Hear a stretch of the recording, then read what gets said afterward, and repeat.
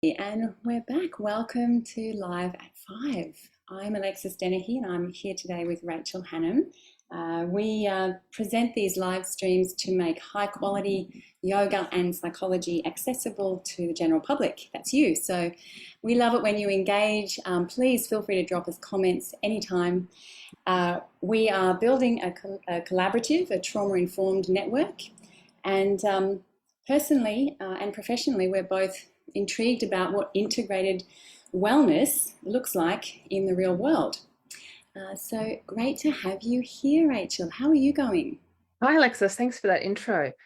Yes, I'm doing really well. Thank you. Yeah, I'm Rachel. I'm the director of North Brisbane Psychologist, the page you're watching this on. And I agree. I think this, ongoing collaboration between you and I and these live streams is just to keep momentum in this community that we've built online as well as in person in Brisbane, Southeast Queensland. And it's trauma informed. We want it to be evidence-based. We want it to be supportive and collaborative, as you say.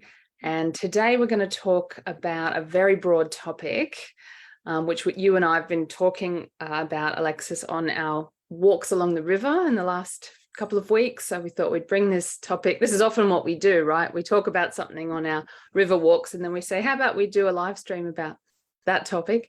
And today it's power and influence. And you had the idea, didn't you, to start off by asking anyone who's watching, maybe you can keep an eye on the comments because I'm not sure if, oh no, here we go, maybe I can. If we could, like the word power is used in so many ways in English speaking cultures anyway. We talk about knowledge as power. We talk about power in workplaces, political power, government powers. But I want to start with, and please feel free if you're watching to type in the comments what this word means to you. But what comes to your mind, Alexis, when you think of power? The first thing is Spider-Man. I believe he's saying, and please correct me if I'm wrong if you're listening, but I think it's with great power comes great responsibility. Yes, I think you did say that. Yeah, which I really like. And nonviolent communication has given me a different perspective on power.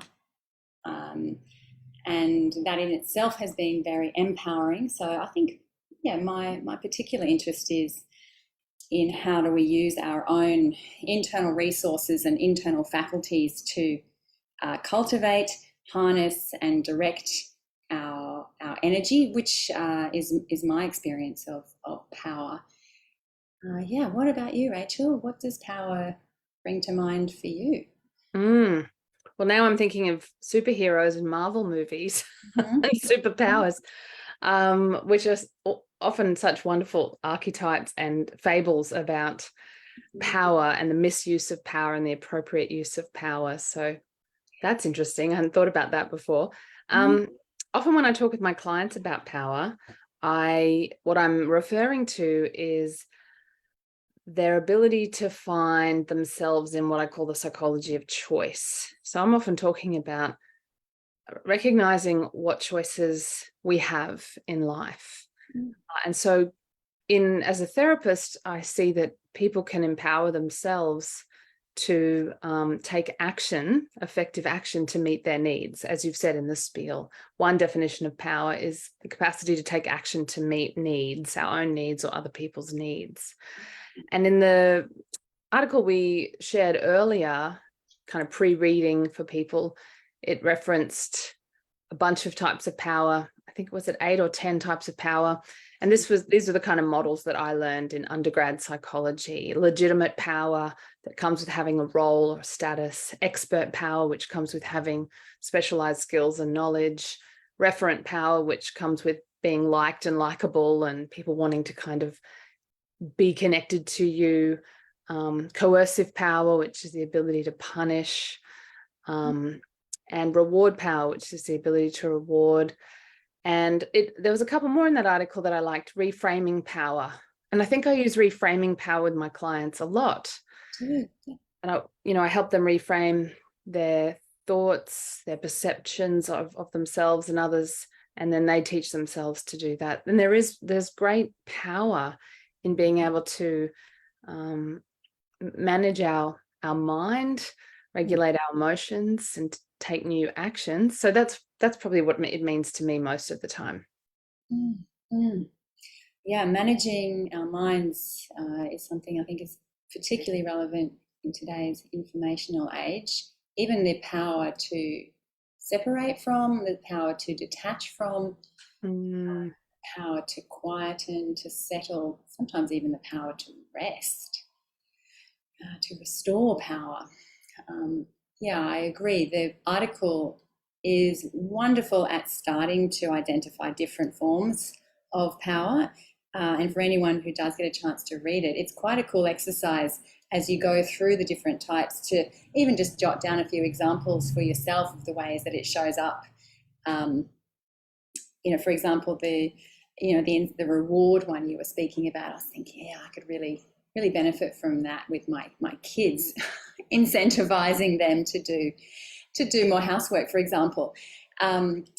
But it is limited, I agree, and it's written in 1959, I think, and you're right, it's from a social perspective, so it seems to be particularly, extrinsically defined forms of power. And I agree that there are more ways that we have got at our fingertips, particularly, in the last 20 years, there's been more recognition of what's happening inside our own experience and how we can harness these energies. Yeah. So, yeah. Can you see on your app whether we have anyone listening or anyone who's joined us so far? Because I'd love to hear what we have anyone listening or anyone who's joined us so far. We don't yet have any comments. So there's a bit of if you are listening, please do drop us a quick hi. Let us know that you're there. That'd be great. Otherwise, let's continue. Okay, yeah, there was an article that was hyperlinked in the first paragraph of the Psychology Today article shared earlier on power, and I really liked it. It was on influence, and in many ways, I think it's fair to say power is the power to influence. If you broker a deal with your kids that if they do more housework, they will receive something that they would like, then yes, you're using your reward power. And they may still say no. You can't take away their power to say no. You can't really stop people from walking out the door. I mean, unless you use physical force, but otherwise, which, most of us aren't going to do. So otherwise, we really have power to influence. And I'd love to share, because I was so struck by in the article called How to Use Power, Influence and Persuasion for Good, the 7 principles of influence. I'll share this in the comments, which were consistency, reciprocity, consensus, authority, liking. These have overlaps with the types of power. Liking is similar to referent power. Scarcity and unity, which is connection. So you can see how these relate to needs. And I'll quickly read you the letter. So this professor, he had his students use these principles of power and influence to do good in their lives. So this one student wrote a letter to his mother who was reluctant to take medical advice. And this is what he wrote. Dear Mum, I'm worried about your health and your unwillingness to undertake the treatments the doctors have prescribed you. You always said nothing is more important than your health. So that's consistency. Growing up, you always took good care of me. Now it's time for me to do the same for you. That's reciprocity. I've talked to other family members and we agree. That's consensus. You need to do what the doctors say. They are the experts. That's authority. We've always been so alike, similarity, and that includes having a stubborn streak. I can't tell you how much you mean to me and how much I cherish you and the way we've always worked together to solve problems. Our relationship is unique. So this is cooperation and liking. You're my one and only mum. That's scarcity. I don't want to lose you. Please do as the doctors have asked. And apparently that was very persuasive for this mother, and that very much the spirit of that letter to the mother really fits with NVC. It's not exactly traditional NVC, but there's the spirit of connection and of of care and empathy, as well as a real authority. And to me, agency or self authorship really comes into this topic. What do you think?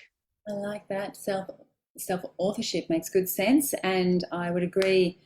Identifying needs has helped me to assert, to back myself, to validate, what's important to me, values, and I think there is a certain sense of authority in that.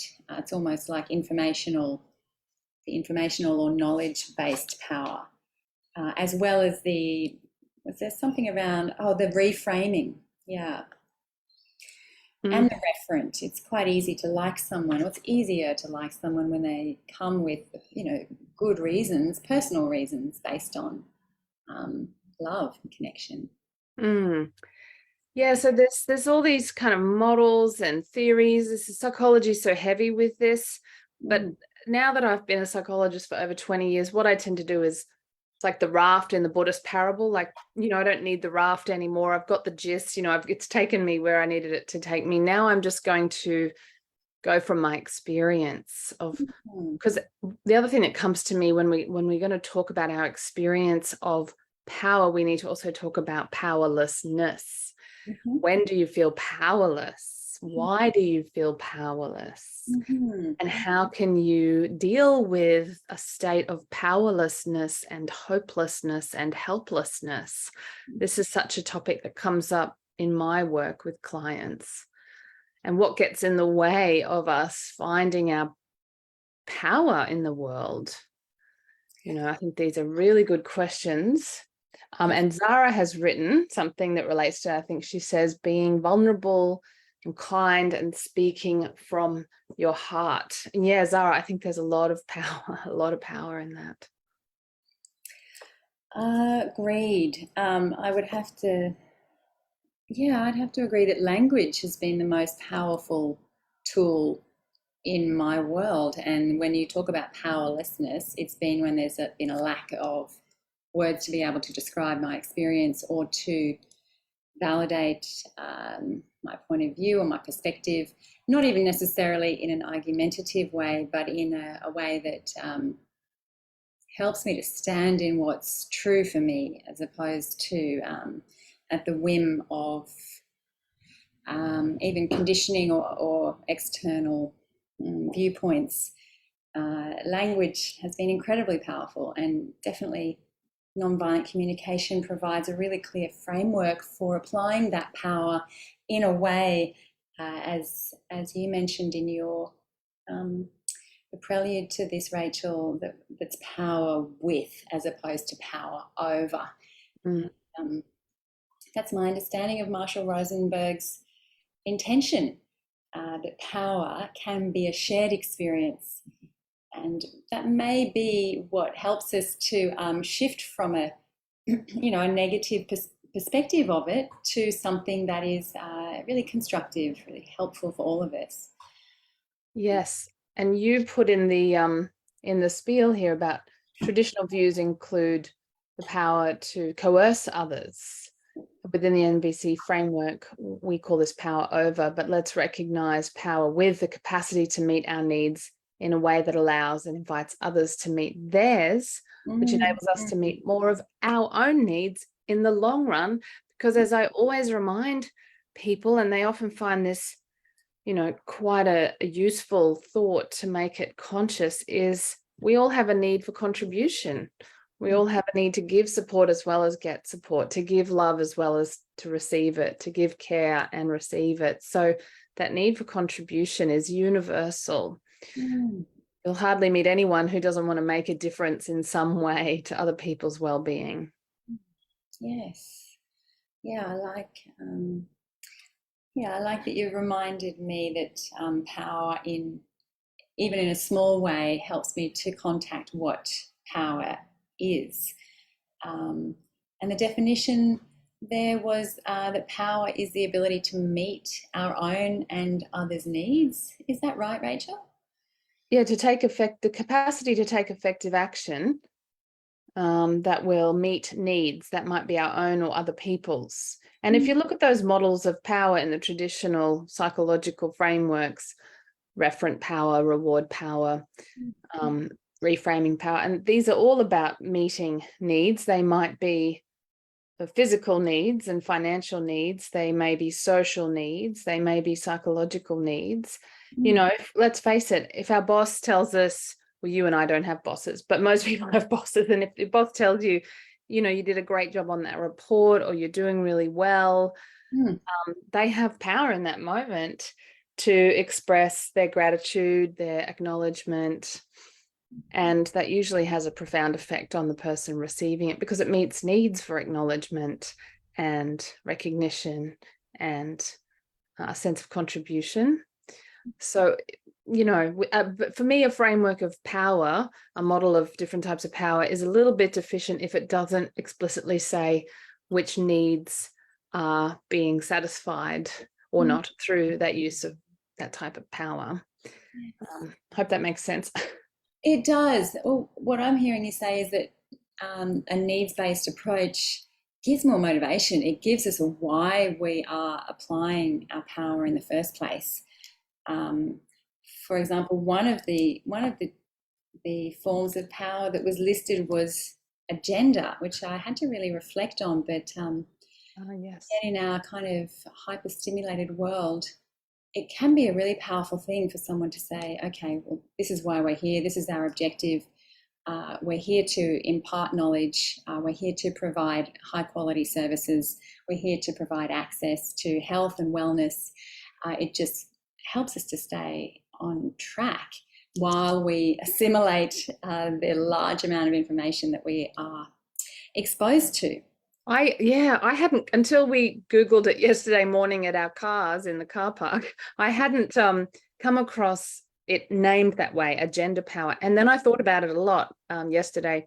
You know, if I sit down with my husband or my child or you or anyone else, and it's like, what are we going to focus on? What are we trying to achieve here? Even if it's not crystal clear, there's an empowering quality to asking questions about what is our agenda. In almost every situation, just going grocery shopping. Got an agenda, right? And that really helps to have one. Otherwise, you're wandering aimlessly around the supermarket, which is kind of a metaphor for how we feel sometimes. I am quite sure you're right, especially with the attention deficit that most of us are exposed to.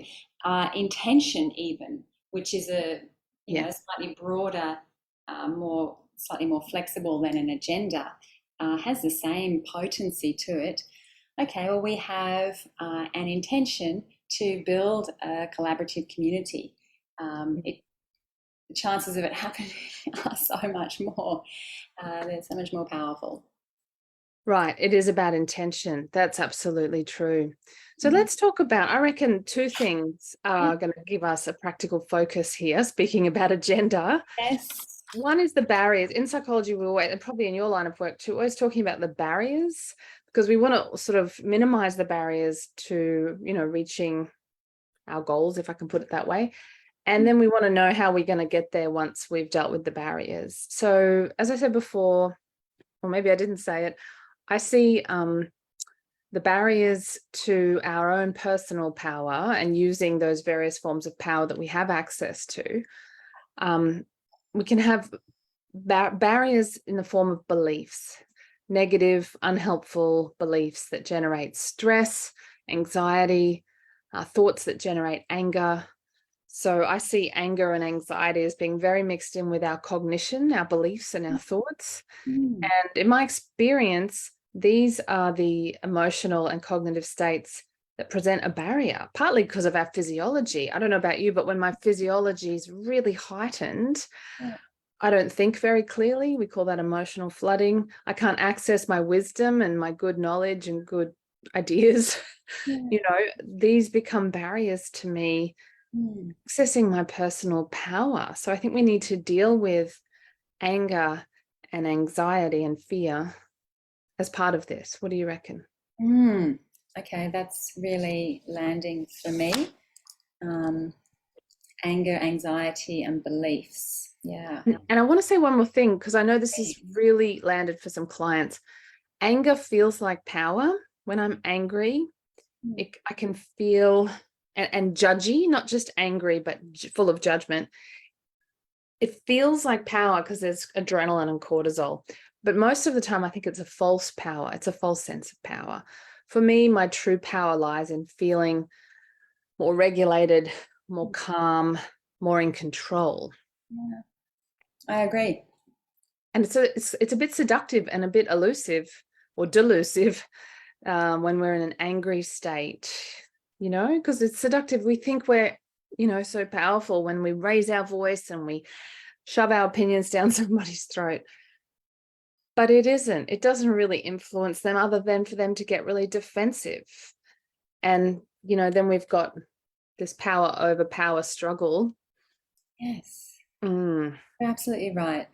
I could even say the same for busyness versus calm, controlled, deliberate.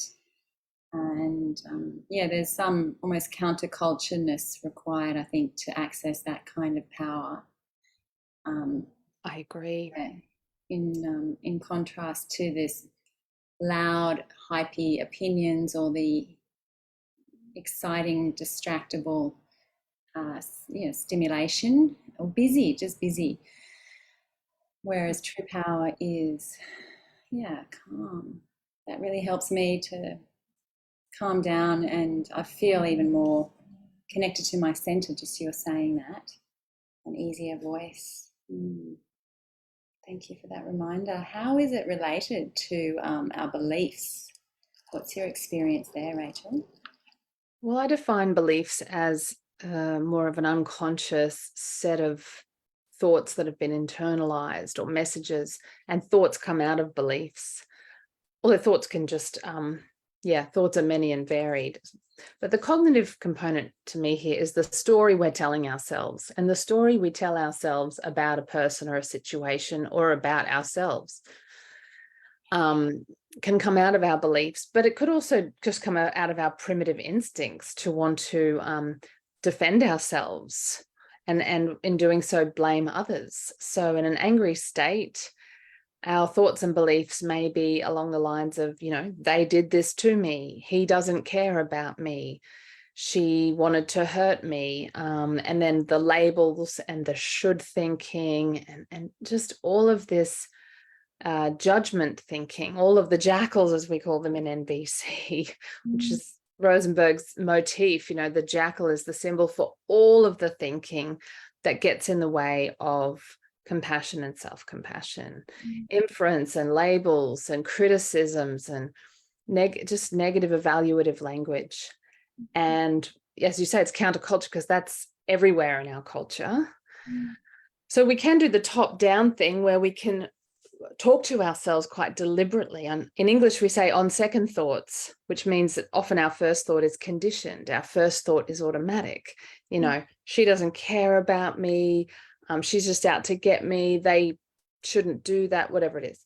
Our second thought can be, and I'm a big fan of making our second thought something along the lines of, well, what can I do? What is within my control? What are my options? What are my choices? I come back into that psychology of choice, which is the psychology of power, to remember that I do have options. They're just not infinite or endless.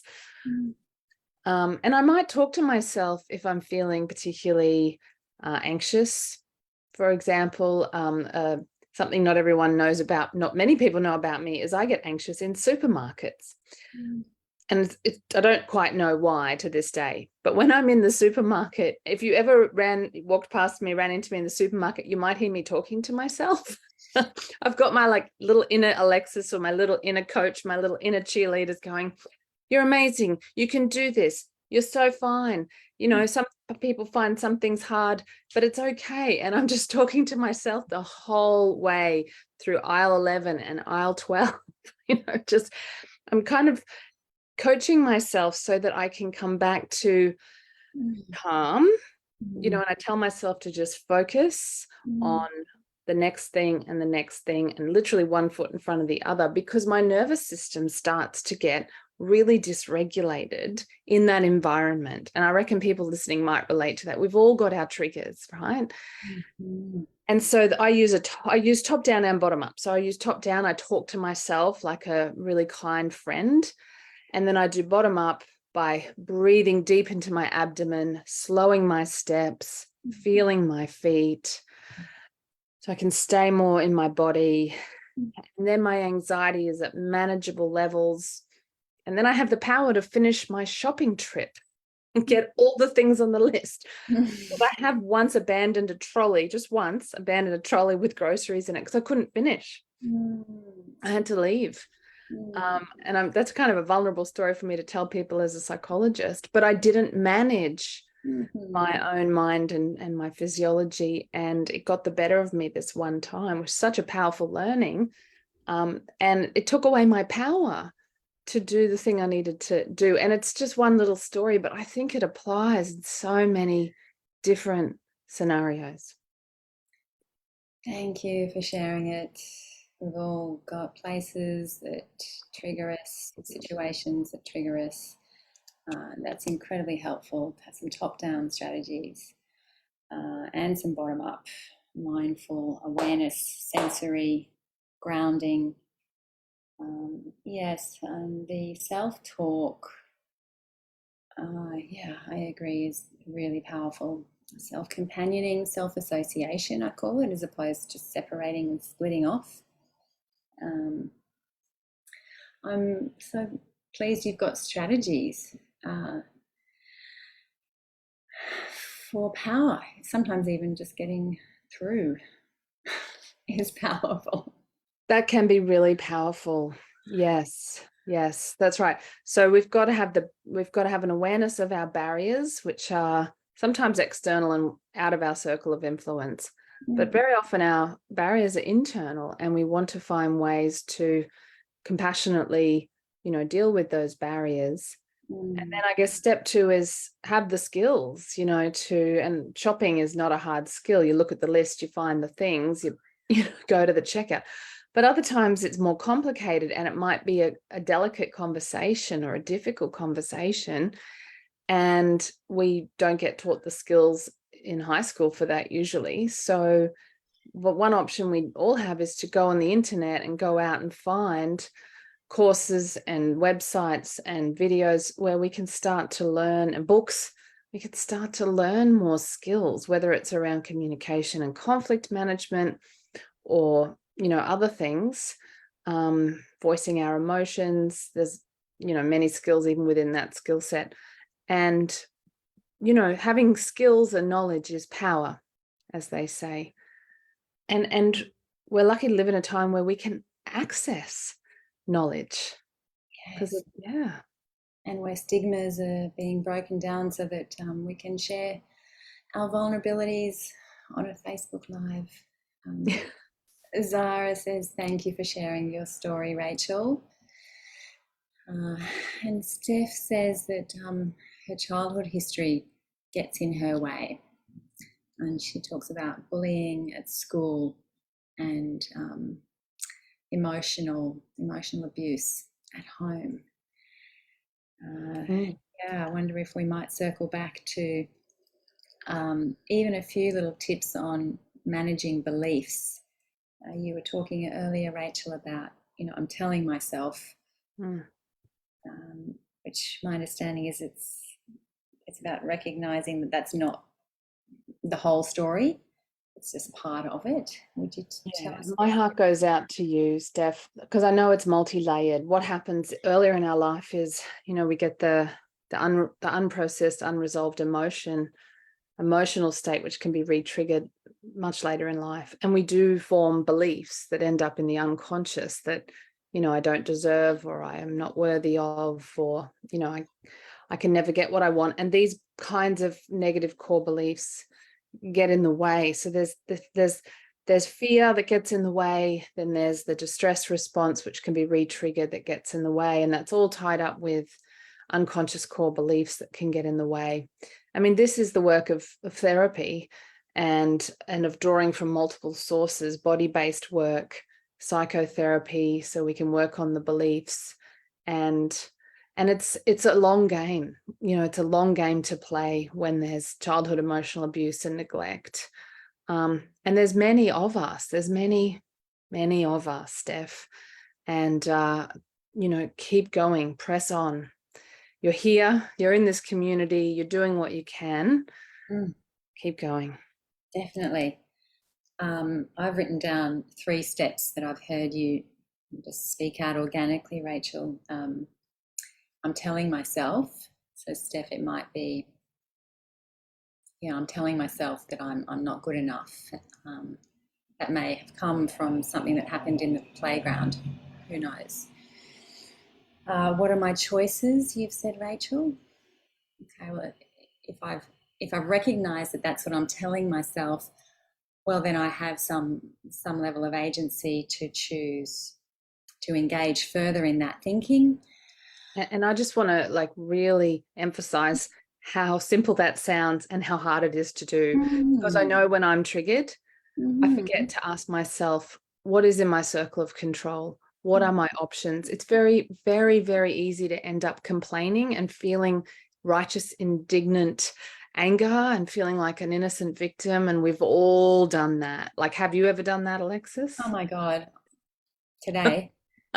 Right. I probably did it this morning in a small way with someone in my household here. So it's the easiest thing in the world to kind of slip into, have our complaints, and our complaints are valid. There's positive needs under our negative complaints, but the problem is we all get stuck in the swamp of shame and fear and complaints and resentments and powerlessness. And it is like a swamp. We're up to our ankles in mud. We do need to kind of drudge over to the other territory, which is much less muddy, and ask ourselves, what is in my control right this second, or today, or this week, whether it's a work situation or a personal relationship? What are my choices here?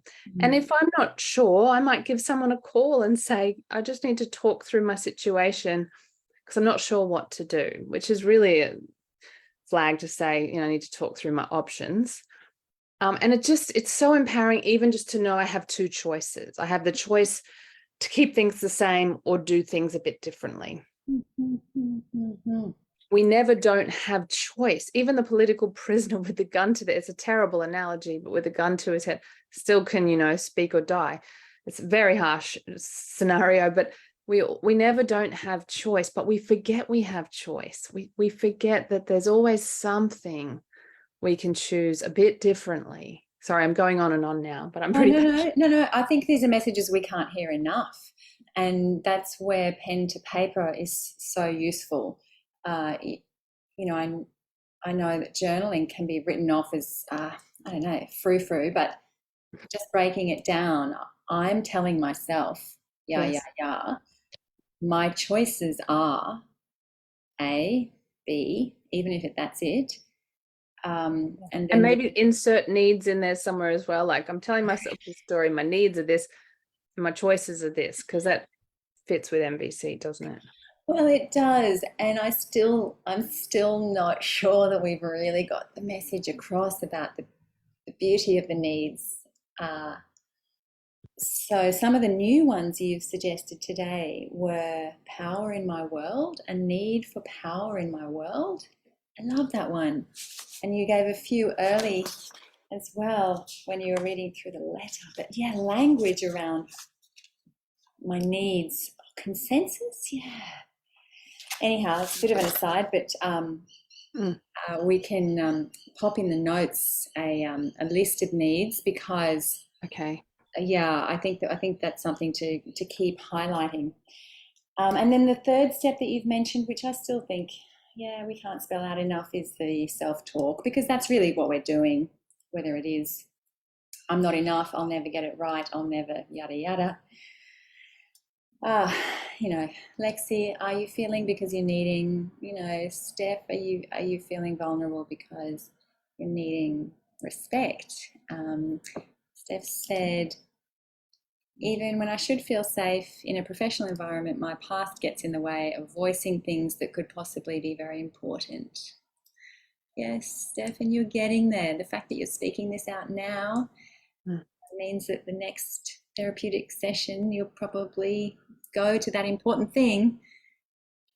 And I want to, this might be using my reframing power, then it might help you, Steph, or it might not. But I don't think it's your past getting in the way. It's sort of the remnants of the past getting in the way. But the remnants of the past is fear, anxiety, and maybe not having the clarity around what it is you want to express or what it is you want to ask for.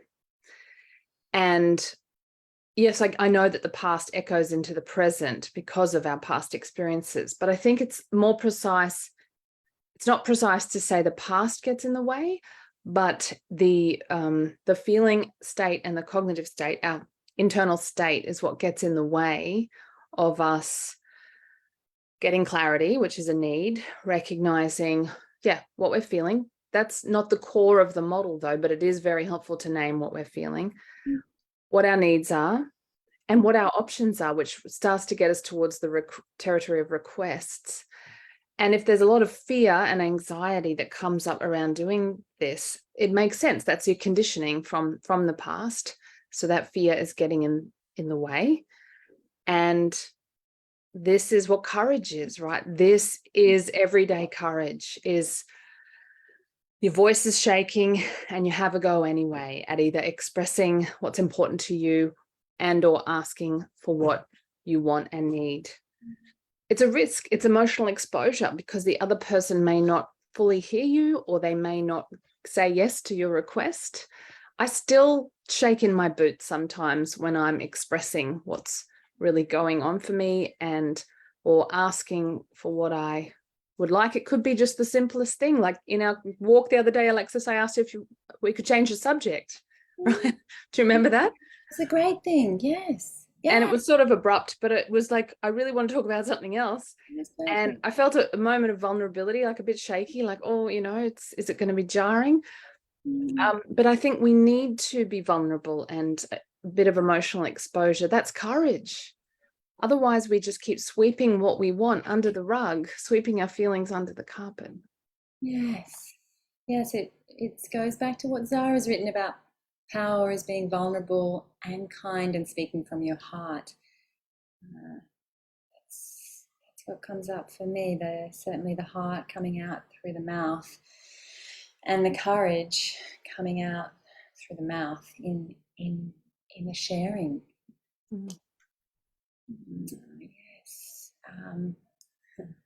And Mia is supporting Steph by saying, keep practicing with us. We got you. I was just about to say the same thing, Mia. And fear, yeah. Well, there was just one little moment that I wanted to share with you on this topic, and then I'm done for the day. But it was an insight that came from Frontiers in Psychology. A group have done an RCT, which is quite a high level of evidence on coaching and different, whether individual or groups have better outcomes in terms of achieving goals. So obviously, power, one power is self-efficacy. Yes. But the interesting part about this study was that they found a mediating factor, which a mediating factor just means something that was not part of the original study, but that facilitated the goals. And the mediating factor they found was the self-leadership and the self-mastery and the role modeling of the coach, which I just thought was a really, really lovely finding, and goes back to, I think it was referent power. Would you put that under referent power, Rachel? Yeah, I think referent and the reframing power. Referent Yeah, there's so many models of power in psychology, but it reminds me of referent power and the reframing power. Yeah. Yeah. And, that just sits really, really beautifully for me because I'm most impacted by people, by individuals who cultivate qualities. And it's often, a whole range of qualities that I admire. Um, that I find more impactful, more inspiring, um, and more motivating than many other forms of power. So yeah, I just really love that insight, and the fact that it's such a high degree of evidence. Yeah, it just gives it a good solid basis. So I think that let's sum all this up by saying there are many, you may not have legitimate power in that you're not a politician or a CEO, but that's most of us. We have many other types of power in our worlds, and we often don't use them because we're not aware of them. We don't know how. And I read a study today I follow a journal called The Economist, which is full of articles about psychology, believe it or not. And one of them was this new study which found that 70-year-olds are happier than 30-year-olds in most countries that they studied. And it wasn't to do with having more wealth as people got older. And it wasn't to do with having kicked the teenagers out of home and all these other theories they had about it, which they debunked. It was because older people had learned a lot more about life and basically had developed, on average, more gratitude and more ability to not get into conflicts or worry about things or what other people thought of them as much. And this was their theory, that we develop more power as we get older. So that's one really good thing about getting older, is that we, hopefully get more power in our world, more awareness of what we want and don't want, more courage to express what we need to express, to ask for what we want and stop worrying about what other people think. All of this, comes with practice and time and therefore age. So yay, we're all getting older. That's good. We're all getting more powerful, hopefully. That's right. So I just want to end with that. That is wonderful. Thank you, Rachel, for a beautiful conversation, and thank you, everybody, for joining us. Well, it seems that we're back into a good groove. So, are you good for next Sunday, Rachel? How are you placed? For live at 5, I think I am. I'll let you know, and I'm definitely there on the last Sunday of this month for our NVC practice group at the Graceville Bowls Club, which is the last Sunday of every month. Correct? Yes, indeed. Yeah, we would love to see new faces, old faces, all of you. And it's by donation, so that is absolutely our community accessible practice, and it is practical. You'll have a chance to sit in conversation, well, not conversation, sit in relation to somebody else and have a look at the needs. And it is a very compassionate space, as those of you who have come will vouch for, no doubt. Yes. And so that's on the 27th of August at 9:30 a.m. at Graceville Bowls Club. Fantastic. Yes. Thank you so much for listening, everybody, and please stay tuned. I'll put some links in the comments as well for everyone. Great, and I'll put up a needs-based list as well. Thank you. Thanks, Alexis. Thanks, everyone. Thank you. Good night. Bye.